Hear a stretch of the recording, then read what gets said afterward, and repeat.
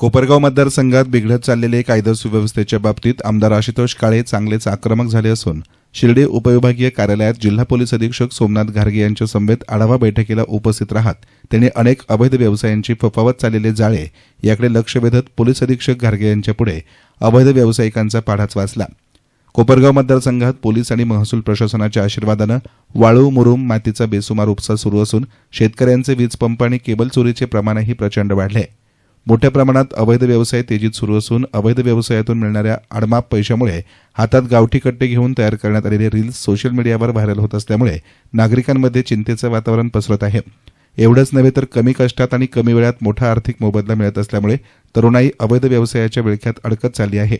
या सर्व अवैध व्यवसायाला महसूल पोलीस प्रशासनाची साथ मिळत असल्याचा आरोप देखील आमदार काळेंनी करत शिर्डीचे प्रांताधिकारी माणिक आहेर यांच्याबरोबरच कोपरगावचे तहसीलदार आणि कोपरगाव शहर पोलीस ठाण्याचे पोलीस निरीक्षक रामकृष्ण कुंभार आणि कोपरगाव ग्रामीण पोलीस ठाण्याचे पोलीस निरीक्षक संदीप कोळी यांना आमदार काळेंनी चांगलेच धारेवर धरलं।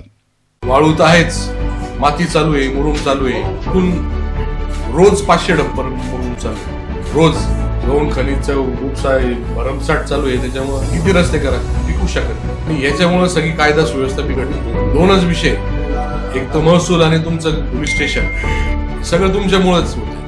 तुमच्याकडनं कारवाई कमी हो राहिली, नावं कळायला सुद्धा जोपर्यंत त्यांच्यावर वारंवार कारवाई करत नाही तोपर्यंत हे बदलच होणार। कोपरगाव मतदारसंघातील अवैध व्यवसायांची पाळंमुळं कायमची उपटून टाकून कोपरगाव मतदारसंघ दहशतमुक्त करावा अशी मागणी आमदार काळेंनी जिल्हा पोलीस अधीक्षक घारगे यांच्याकडे केली आहे।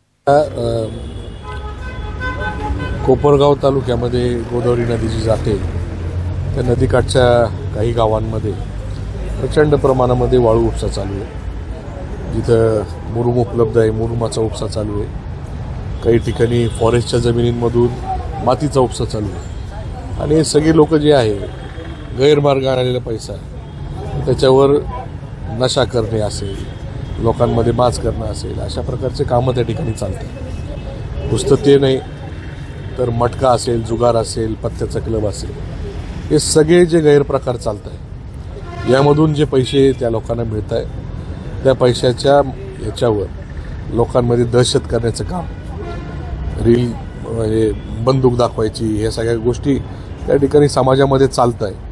आणि म्हणून महसूल असेल, आपली पोलीस यंत्रणा असेल, यांची मिटिंग घेऊन त्यांच्यावर कारवाई करावी आणि समाजामध्ये शांतता राहिली पाहिजे। एक फार गैरप्रकार असल्यामुळं जे पैसे त्या ठिकाणी मिळतात त्याच्यामुळे तरुण त्या ठिकाणी डायव्हर्ट होत आहे। लोकांना म्हणजे तरुणांना वाटतं का सहजरित्या पैसे मिळत आहे, मग त्या मार्गाला जात आहे। त्यामुळे ह्या गोष्टी त्या ठिकाणी जर थांबल्या तर त्या या ज्या काही समाजामध्ये गोष्टी होत आहे त्या थांबतील आणि शांतता राहील, लोकांमध्ये दहशत होणार नाही, लोकांना कुठेही घाबरून राहायचं कारण नाही। असे यासाठी ही सगळी मिटिंग कालची आणि आजची मिटिंग या ठिकाणी घेतली। काय आश्वासन पोलीस अधिकारी साहेबांनी म्हणजे सगळं ऐकून घेतलं, कसे कसे कारवाई करणार, काय करणार ते ठरवलंय आणि टीम ते तयार करणारे महसूल आणि पोलीस यंत्रणा असेल ते दोन्ही एकत्रित त्या सर्व गोष्टींवर कारवाई करणारे अशा प्रकारचं त्यांनी आश्वासन दिलंय। बघूया आता काय करतात ते। ईस्टर्न मीडियासाठी कॅमेरा पर्सन साई सुराळे, शिर्डी।